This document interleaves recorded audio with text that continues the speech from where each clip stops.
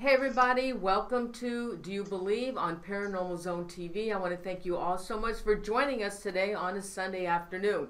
Now tonight I'm airing a special, I'm airing a special show, and our show tonight is going to be on the National Ghost Hunting Day that will start on Saturday, September 30th.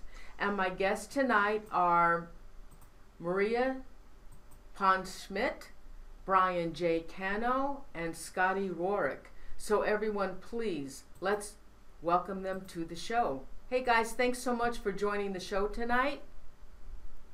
Hey, thanks for having us. Absolutely. And would you please It talk... is like Brady Bunch. Oh, yeah. You know what?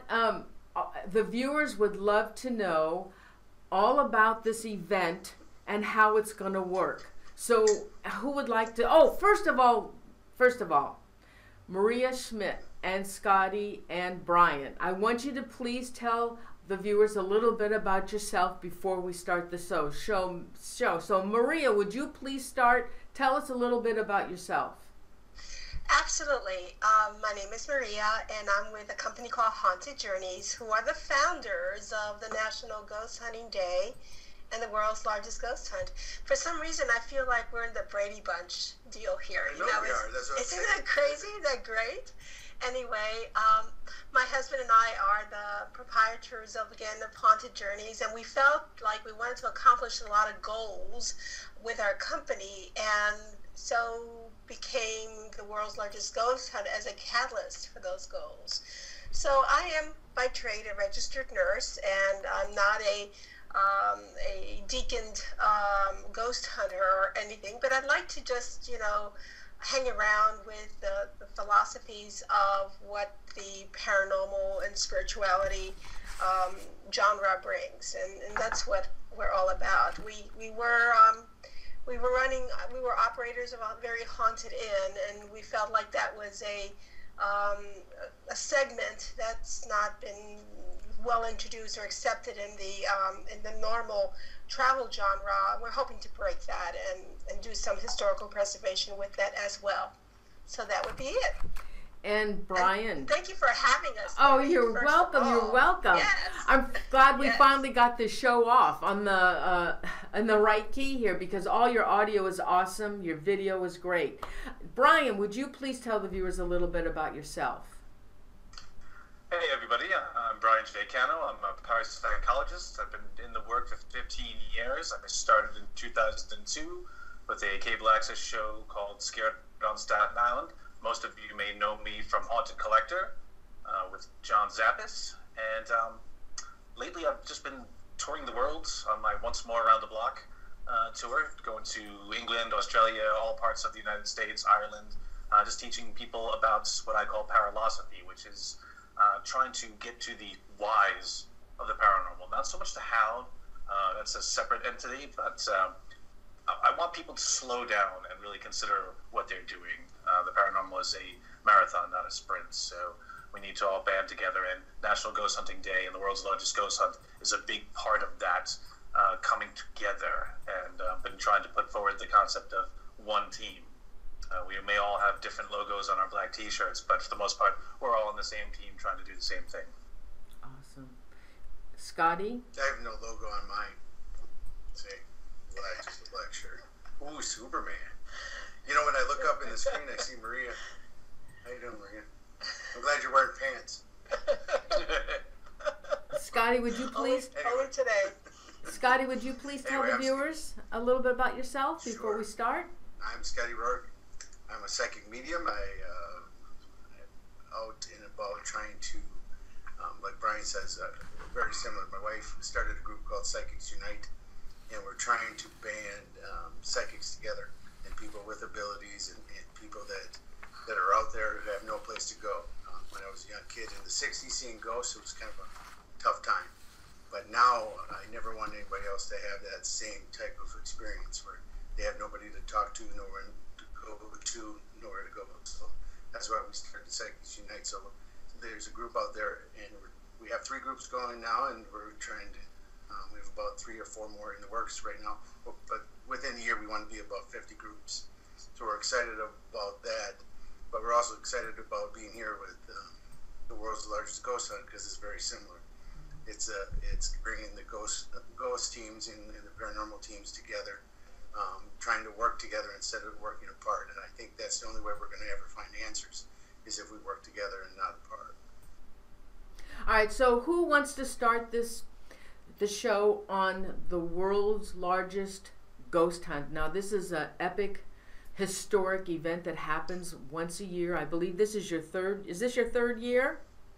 It's our second. Your but it second feels like year. My 50th. Yes. I'll just go ahead and do a little introduction, and then we will bring in the folks, Brian and Scotty, in that order, that sort of supplement it and make it even a more grander event. The world's largest ghost hunt was our method of trying to make note and trying to get the world to understand what National Ghost Hunting Day was all about. So yeah, it's fine to have a calendar, but let's have something that's really, really crazy cool that would make the world go, oh, they're not as creepy as they look on TV, you know? So we decided to just start the world's largest ghost hunt, and it was really, really simple. Once we got the word out that we wanted what we wanted to do and gave some kind of a place for them to unite through the internet, mostly unfortunately through Facebook, but we gave them an option to, you know, let's get together, let's do this, you know, pick out a historic site, you know, let's put the mechanisms in place. And last year we had 70 teams in 5 countries. This year we have almost 90 in 10 countries. So I think we are at a really good level for this year. It's going to be much more dynamic than last year, well organized.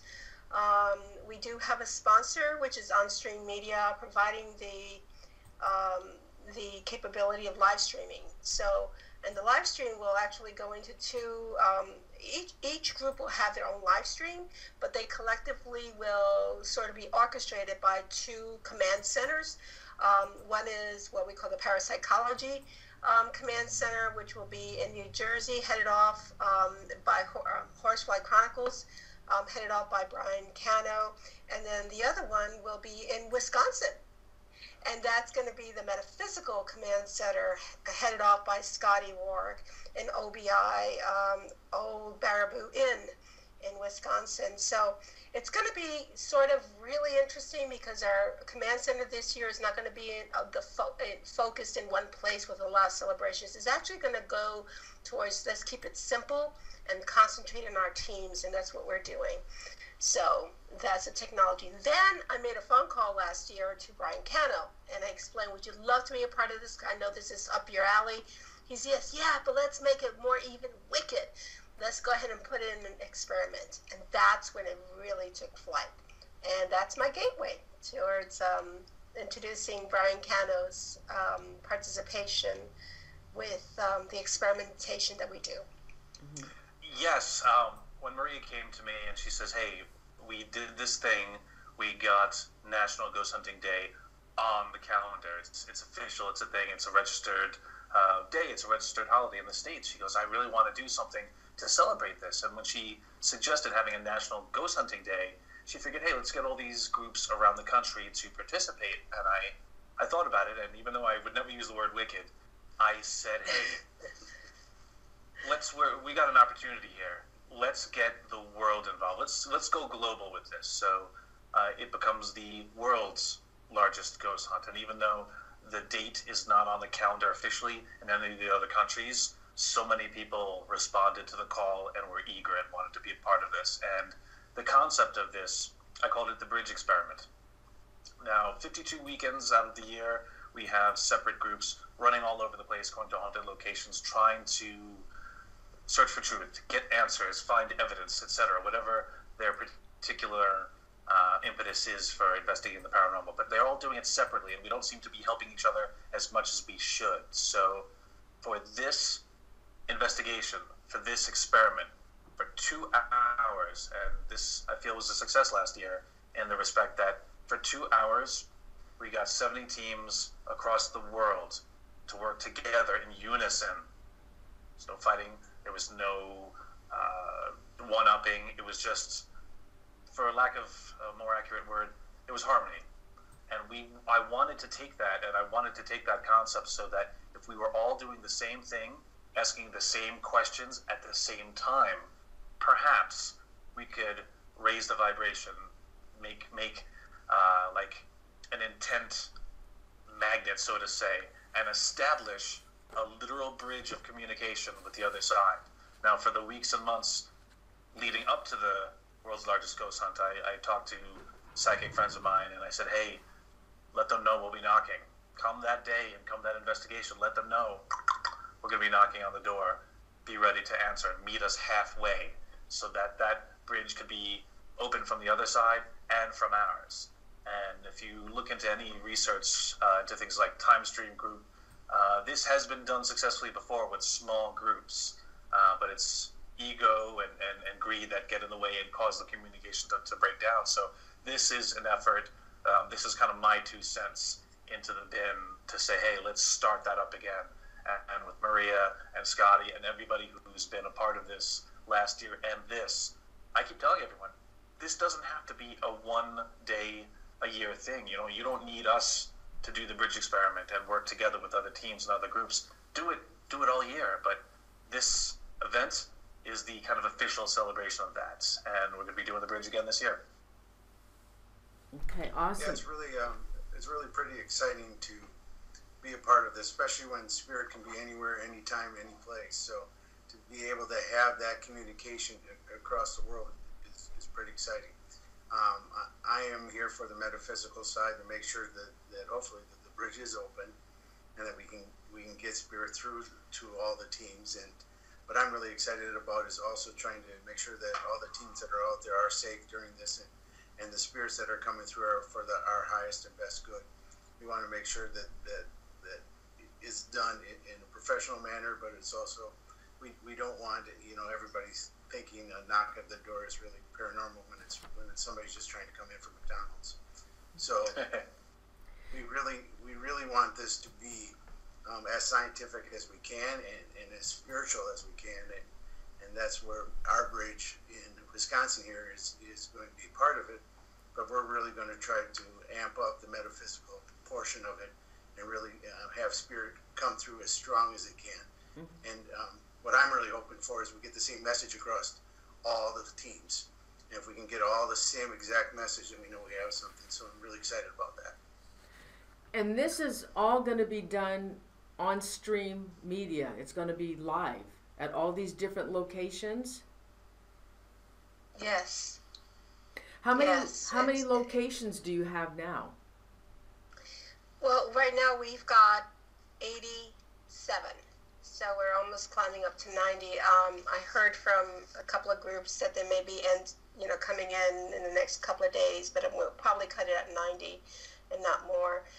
It's a challenge because there are a lot of things that have to work correctly with live streaming. It's not just having a good company representing us, but it's also what type of videography machines they're using, what kind of access to the streaming they'll be using, whether it's a cell phone, whether it's a video camera going into a PC.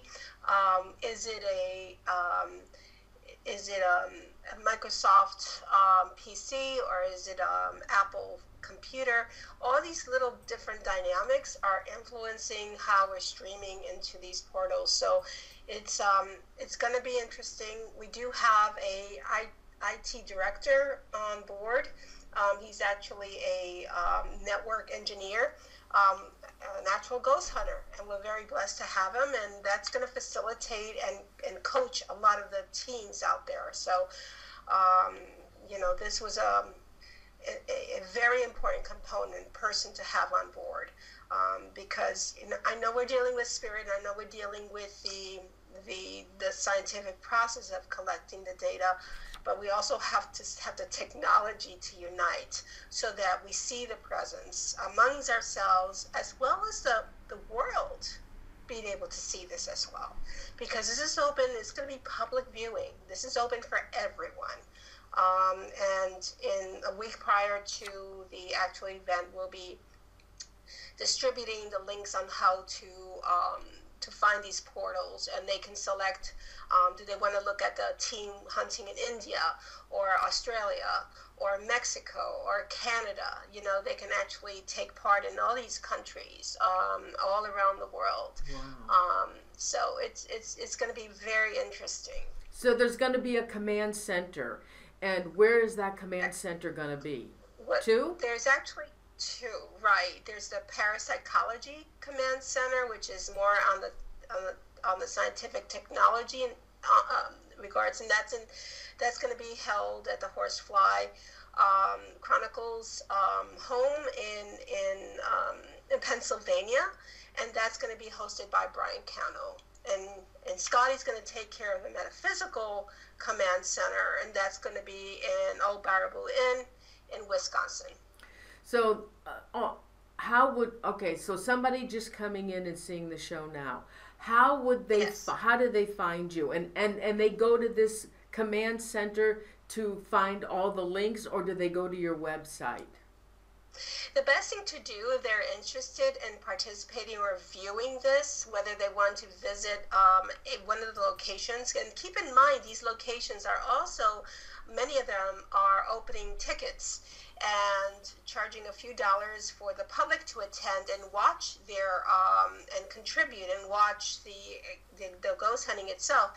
All that money is going back to the location that they're hunting for historical preservation measures. So there's a lot of good stuff going on at the same time. The public has two choices. They can visit one of the sites, or they can visualize, see it on live stream and select where they want to go.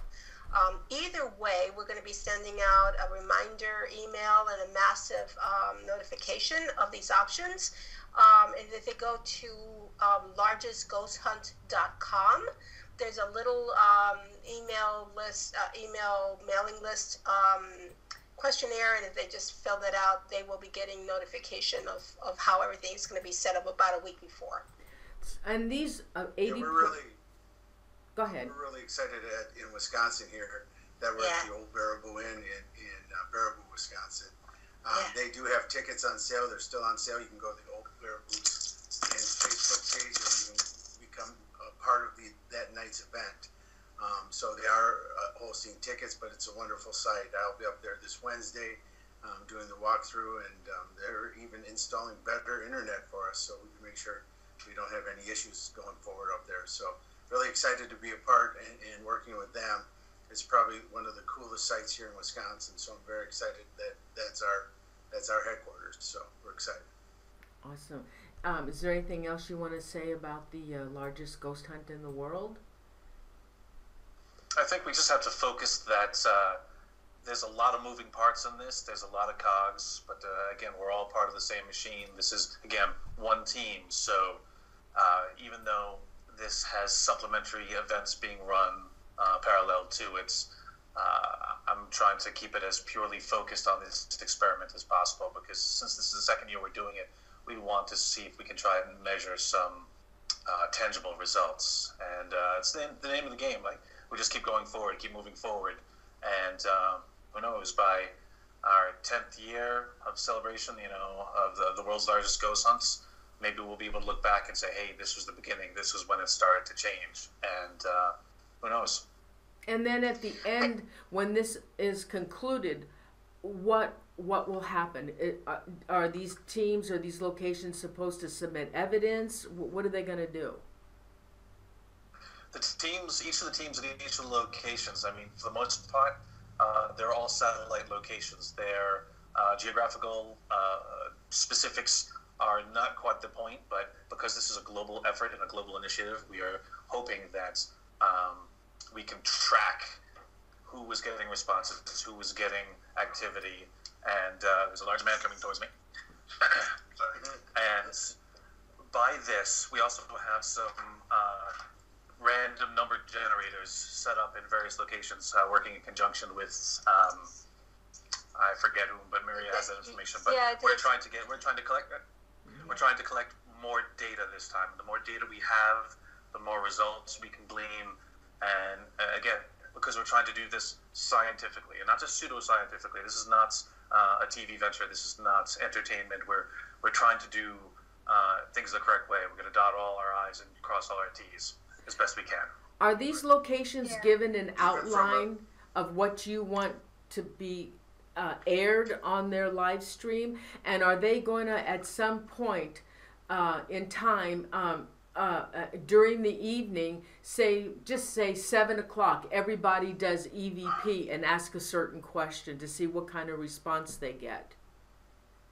Yes, I mean, the British experiment is a controlled experiment. We can't all be doing the same thing at the same time without a script of exactly what's being said. And that's what the command centers are there to do. They're there to coordinate all the different locations and all the different spots. And last year, from our command center in Kentucky, we went online and led it and said, okay, guys, this is the start of hour one.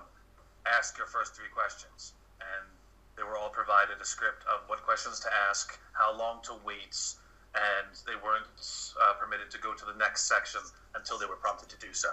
How did that turn out last year? A little bit of chaos, but again, it was the first. It was the frontier. It was like literally those settlers heading out west had no idea what was going to happen. Half of them died of diphtheria, and yet now we're out there. But last year was interesting because the command center was filled with a lot of people. We were all eager and monitoring. It was almost like a command center at NASA, where there was people on computers, people watching, and then meanwhile on the screens, there's a team in Ireland, there's a team in New York, there's a team in Florida, there's teams everywhere about to take commands from us. And it was a small room, it was a little ballroom in a hotel, and yet we were orchestrating, like we were the conductors of this gigantic worldwide orchestra. And the music was a little chaotic at first, but the melody came through, and all the reports that were submitted to the world's largest ghost hunt. I ran a kind of almost a secret concurrent experiment with it, where I wrote down a word and I said, "Hey, psychics, see if we can get that word." And it was interesting to see all the people's guesses or feelings on that word. So in addition to making that bridge, there was a secondary experiment going on, and it was interesting. And again, because we were all working together, that happened so infrequently that it was just refreshing. So, it was we did ask a survey afterwards, and this time we're going to try and integrate this survey into the data that we're collecting as it's happening. But we asked, most of these teams had experience in working in those sites. They were familiar with the site, so they had some comparative to how their hunt produced on the day of National Ghost Hunting Day.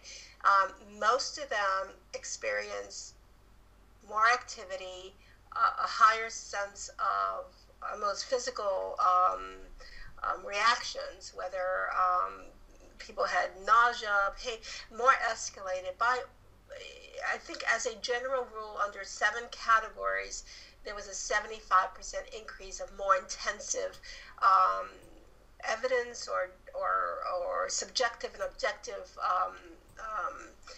data that came out of it. So it was impressionable. I do remember that at the command center there was a lot of technical problems, and a couple of cell phones burned out. I had a all-in-one computer that's plugged in that was not a laptop, and all of a sudden it just stopped. It was brand new. It was a month old, and it just turned off completely on its own. And then later on, when we plugged that back in, it was a touch screen. It started navigating by itself. It was crazy. Nobody was near it. It was navigating by itself. And so there was a lot of things that happened at the command center, interesting EVPs that came out of several teams. But it was all mostly the experience that was calculated as being more enhanced. And we're hoping that every year we become a little bit more scientific in the data that comes in, which is, but that's going to take time. It's going to take time. It's going to take education, and good planning. Brian, I'm really curious about this experiment, this bridge experiment. Now, was this in place last year? Yes, the bridge experiment, I think, was the integral part of the experiment, and it's called the bridge because, again, we were looking to create a bridge of communication, half from our side, half from the other side, meeting in the middle so that the communications would be clearer, they'd be more poignant. And I said, look, if we're going to create this bridge, let's ask some of those big picture questions. No more, why are you here? Oh. How old are you? Do you know your dad? No. Yeah. Let's ask some of the big picture questions. Let's probe some of those pillars of existence. And again, I've been doing a lot of research into other side broadcast stations, Time Stream Group. For those of you listeners who haven't heard of that, I strongly suggest you look that up.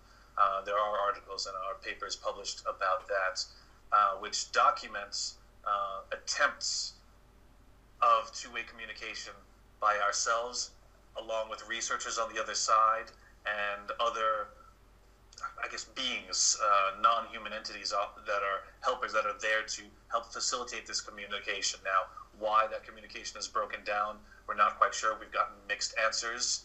And again, it's one of those big mysteries. But if we're all knocking on the door at the same time, and we're all doing the same thing, the concept is if we can get that vibration to be raised in this effort of camaraderie and teamwork, leaving the egos at the door, there's no credit, no one is going to score, and no one is going to be like, hey, this is my discovery. No, this is all ours. And even though kind of my name was on the bridge experiment, it's not about me, it's not about this particular station or team, it's about all of us, and that's what the bridge is supposed to do. Brian, build a bridge. What was out of those questions that were asked, what question got the most response? And with that response, were there duplication of responses? Off the top of my head, I don't recall which had the most responses, but there seemed to be a tend towards similar answers across the board when it came to the big picture questions. Now, some of those included, we'll just call it static, so to say, as like people getting responses. When they came to the big picture questions, there was silence, there was garbled communication, almost as if we're not allowed to have that. So could it be that not everyone was focused? Could it be that they're just really, we're not supposed to have those answers? I don't know, but we're going to keep trying. We're going to do it again this year. We're going to ask similar, if not the same questions, because I mean, just if you're taking things using the scientific method, if we change it up too much, we won't be able to compare our results to the prior years, because again, you have to do things the same way in order for it to be comparable. Interesting. That sounds really awesome. Is there anything else I definitely have been working with remote viewing, and for me, that this is a key example of some of the people I have that are going to be watching, and hopefully going to be able to remote view, because remote viewing is already behind the scientifically proven that we can do it, and because our government has already done it. So this would be a great example of how we can remote view and see everyone else's, and then see the space that we're trying to talk to on the other side. So from the metaphysical side, it's pretty exciting, and we're definitely going to try the word again this year, so everybody can focus in on the same word and try to get the same word across the world. The more that we can do together, the more energies we can melt, because we are all one anyway. We are one beings of love and light, and that's who we are. So let's connect together. Let's talk together. That's how mediums do readings, is because we connect to each other's energies. So in this night, let's all connect everything, even our equipment, which is energy, but our electronics, which is energy, us, which is energy, and spirit, which is energy. The more we can connect and try to, the violins of life, if we can make all the strings come together and play the same song, that's what we're looking for. Oh, wow. I would love... I'd like to, if I could, just mention a little bit about the RNG experiment that we're also doing, and that was also pretty impressionable. It was done by the Cyclical Research Society out of Albuquerque, New Mexico, with Dr. Brian Williams, and on his own, he measured throughout the world. There were 18 units that measured random number generators, and essentially all it does is by a normal day and a normal where folks are just basically on their own, nothing big is happening, you would get a 50-50 chance of having heads and tails on a flip of a coin. This is measuring that flip of the coin by the millionth of a second. When he did this, and he did it without intention, he did not, let us know we're going to be doing this. So we had no idea he was working in the background doing this. There was a shift where it wasn't heads and tails 50-50. That kind of response is only gathered when a lot of folks are doing the same thing and thinking about the same thing at the same time, i.e. the Super Bowl or a presidential debate, or something catastrophic happens in the world. We're all looking at the television. He can measure differences in this random number generator. He saw this with us last year. Brian is coming back this year in a more formal method, adding more random number generators to really collect a lot of data. So this is another piece of measuring how these, how our atmosphere, how our universe shifts or changes when people get together as one to do this type of activity. So it should be real exciting, and I want to kind of mention that and thank that organization for being part of our experiment. Awesome. Again, would you please mention the website where they can get all the information on this? And I will also post the website underneath the video for those who aren't watching the show. Thank you. As a matter of fact, I'm getting pings of people signing up as we speak, so I'm very impressed with your reach. It is largestghosthunt.com. It's very simple, largestghosthunt.com, and most of the major landing pages, when you scroll through the menu, will get you access to the little email subscriber. Awesome. Also, Maria, we would be remiss if we didn't talk about where we're going to have the reveal. Oh my goodness, and actually she sort of started leading them onto that. Last year we didn't have something very formal for the reveal. This year, not only is it formal, but it's phenomenal. The reveal is going to happen in New Orleans on a fantastic Paracon called the Haunted Bourbon Paracon on October 27th, 28th, and 29th. Yes, that's a Halloween weekend right before Halloween in New Orleans. We are so privileged to have the stage where we're going to be able to present some of the data, some of the results. Scotty will be there representing the metaphysical side and what he discovered. So we're looking forward to that presentation. And we're going to try and live stream that as well. So we're going to try to get that out. So the same folks that were involved last year, a month prior to this, will be able to see what happened during this time. It's one thing looking at ghost hunters hunt. Another one is getting what actually happened and anything impressionable. Yes. I would love for you to come back on my show and make a reveal on my show if you want to, if you'd like to do that as well. It's up to you. As well. Yes, we'll talk about that. That's extremely generous. Thank you, Nori. Oh, you're quite welcome. So, is that it for your presentation on the world's largest ghost hunt? Is there anything else you'd like to say to the viewers? I'd like all of you to please support not just the event, but all these teams that are working so hard to do this. They're volunteering their time and their efforts for a lot of purposes. One of them is obviously para-unity. They're the ones that are not worried about having the limelight. They want to share the limelight. They're also they're also very committed to historical preservation and collecting dollars to sustain these properties, these precious properties all around the world, which really cannot. They need the dollars that come from the private enterprises like events like this, and also they're champions as far as contributing towards paranormal research. So they're doing this without wanting a lot of attention, but they just want to be part of this, and that makes them exceptionally special.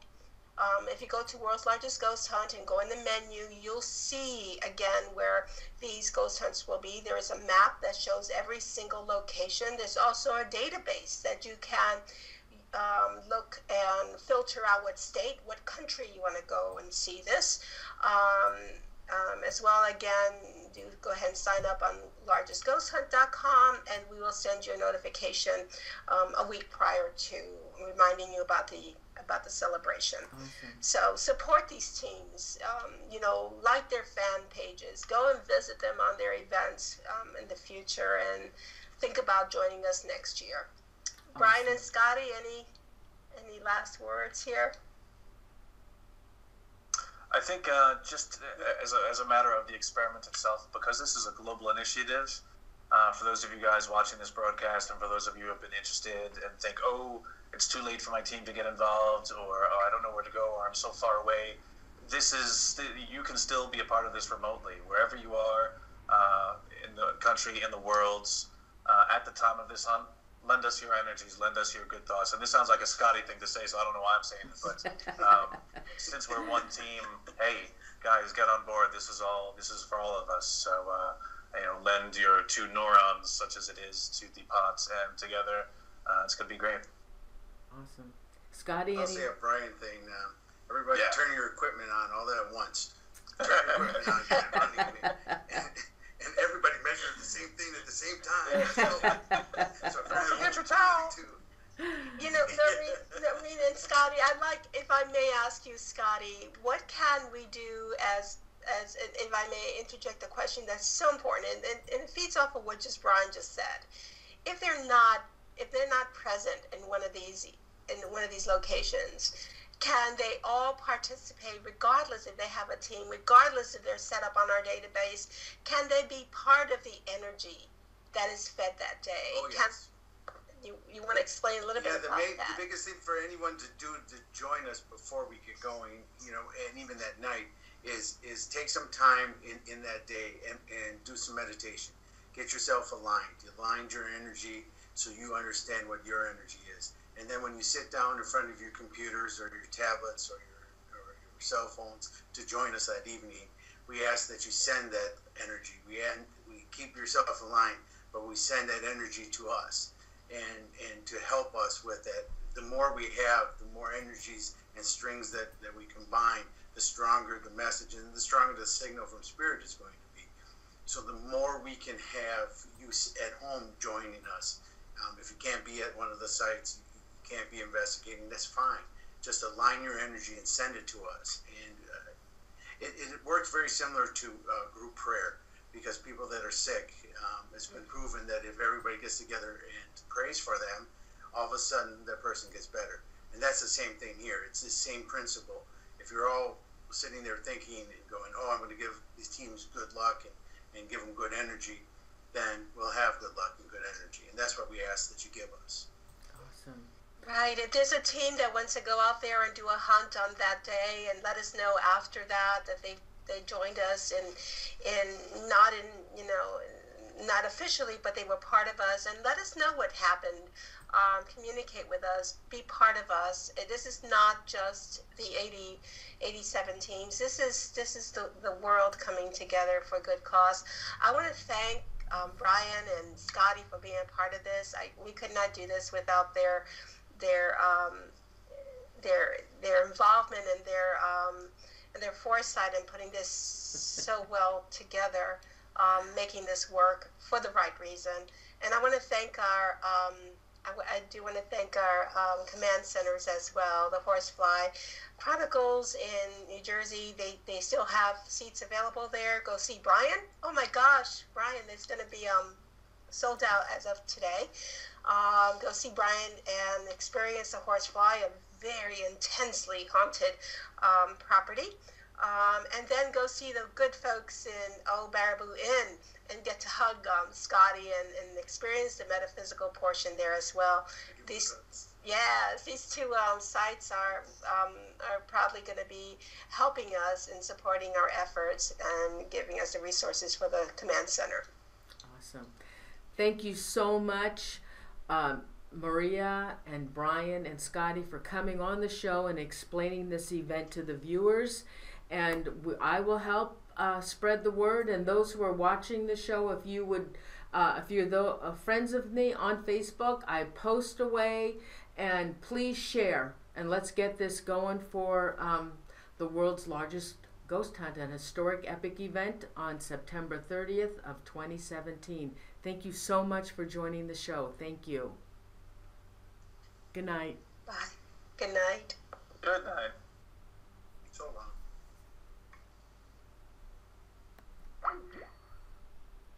Thank you everyone for joining the show. Thank you so much.